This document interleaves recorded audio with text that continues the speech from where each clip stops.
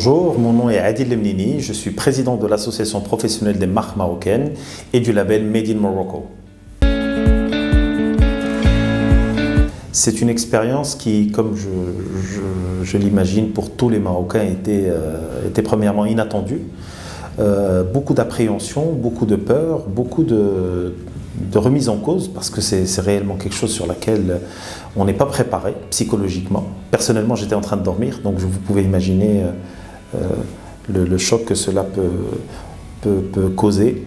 On pense automatiquement aux enfants, à la famille, on pense aussi aux proches, et très rapidement on bascule vers la gestion de qu'est-ce qui va se passer plus tard, comment on va réagir, comment la rue va réagir, comment ma famille va réagir.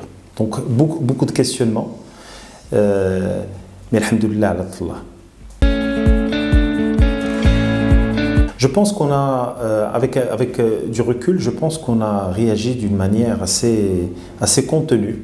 Les gens sont sortis, sont restés dehors, même si forcément on n'a pas eu les formations ou les premiers réflexes en matière de gestion de séisme ou de crise. On a eu automatiquement cette capacité de sortir, de se mettre à l'abri, de rester groupé avec ses membres de famille. Alhamdoulilah, il n'y a pas eu de mouvement de foule, il n'y a pas eu de mort à cause de la foule. Et je pense que les Marocains ont été très rapidement aussi solidaires. On a vu que cet esprit de famille, que ces valeurs qui sont les nôtres, qui sont Ftem Rabit, ont été rapidement mises en place. Et voilà, donc c'était surtout ça ma réaction par rapport à la situation qu'on a tous connue. Par rapport à la partie Made in Morocco, et je pense qu'on en a parlé à plusieurs reprises, ce qui a été encore prouvé une énième fois, c'est qu'aujourd'hui on a un système qui fonctionne. Un système qui fonctionne à 3 niveaux, je vais dire. Le premier, c'est au niveau où on a pu montrer et démontrer encore une fois, non seulement au niveau marocain mais à l'international, qu'on avait un système de gouvernance Made in Morocco. On a un plan de gestion de crise qui s'appelle le plan justement national de la gestion des crises climatiques et qui prend sur la période de 2020 à 2030, qui a été justement créé à l'initiative du ministère de l'Intérieur. On a pu gérer les chaînes de commandement. On a très rapidement, le samedi matin, un conseil de gestion de ces crises a été mis en place et présidé par Sa Majesté, que Dieu le glorifie. On a très rapidement aussi pu dresser les différentes étapes par lesquelles l'opération de sauvetage et l'opération de gestion de crise, de ravitaillement, la logistique, etc. a été tracée. On avait des équipes formées, des équipes marocaines formées, des équipes qui travaillaient en parfaite communication avec tous les corps de l'État, les associations aussi, les citoyens, parce qu'aujourd'hui, quand il y a eu le séisme, les Marocains ont pris leur voiture et se sont directement dirigés vers les zones sinistrées. N'oublions pas qu'il s'agit de 8000 villages touchés par ce séisme de Haouz. Ce qui est très important aussi, c'est qu'il y a eu cette chaîne d'approvisionnement. Aujourd'hui, les Marocains ont pu faire leurs courses, ont pu se ravitailler essentiellement, je vais dire à 100% de produits faits au Maroc.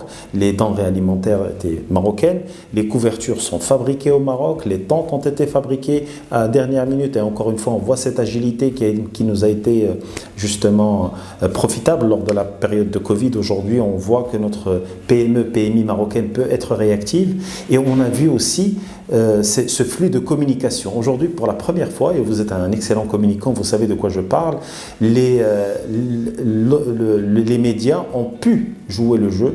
Très rapidement, on a démenti des fausses informations. Très rapidement, on a donné l'information qui était nécessaire et suffisante. Très rapidement, les médias sociaux ont été aussi engagés dans ce process. C'est une première pour les Marocains, et on a vu et on a démontré, au niveau international encore une fois, qu'on pouvait faire nous-mêmes, que cette souveraineté, même en matière de gestion de crise, était aujourd'hui acquise au niveau du Maroc. Est-ce qu'il y a encore des choses à améliorer? Certainement, mais je pense que dans des situations extrêmes, on voit la solidité d'un système.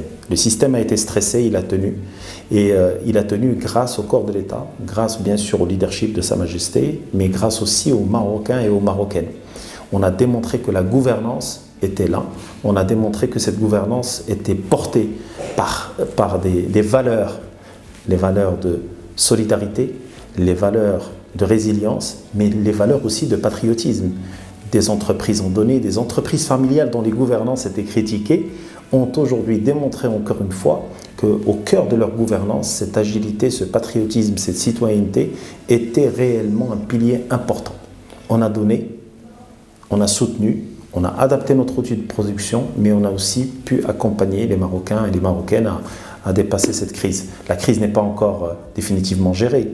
Maintenant, il va falloir passer à une étape supérieure qui est celle de montrer qu'on est aussi capable de gérer ces aides, de reconstruire avec des Marocains, pour des Marocains, en gardant notre authenticité, en utilisant des entreprises du BTP marocain. Aujourd'hui, juste pour vous raconter un peu ce qui se passe au niveau de l'association professionnelle des marques marocaines, on a des gens qui revendiquent leur thème Rabit. Pas plus tard qu'aujourd'hui, ce matin, j'ai eu un entrepreneur dans le bâtiment qui voulait complètement changer le logo de son entreprise en y mettant le drapeau marocain pour exprimer encore une fois qu'il était fier de produire du Made in Morocco et fier de pouvoir le proposer au niveau marché local et à l'export. Aujourd'hui, pour la reconstruction, je pense qu'on a d'excellents architectes marocains. Et je pense que le message de Sa Majesté a été aussi extrêmement clair, c'est-à-dire qu'il faut rester dans l'authenticité. Vous avez tous suivi plus ou moins les médias qui, au moment des interviews, les gens ne veulent pas changer de lieu. Les gens veulent rester dans leur terroir, chose qu'on peut complètement comprendre. Mais aujourd'hui, ça serait aussi l'occasion de démontrer qu'on peut créer de la valeur au niveau de ces territoires qui sont éloignés. Je vous rappelle, il s'agit de 8000 villages. Il faut créer une économie autour de ces zones éloignées. Il faut aussi donner l'espoir aux autres régions du Maroc. N'oublions pas que le Maroc, c'est 12 régions de Tanja al-Ghouera et que ce système pourrait être l'occasion de le dupliquer aussi au niveau d'autres régions qui pourraient demain être atteintes de ce genre de catastrophe naturelle dont personne ne peut aujourd'hui prédire les répétitions, mais aussi être un modèle de gouvernance à la marocaine. Quand on a une crise, ben c'est là où on démontre qu'on a la capacité d'être en grande partie une partie de la solution. Construire de façon écologique, construire de façon normée. Il faut qu'il y ait des normes de construction. Aujourd'hui, les normes antisismiques doivent être mises en place, même au niveau des constructions des villages dans des régions éloignées. Il ne faut pas oublier aussi que c'est des régions qui ne sont pas très accessibles.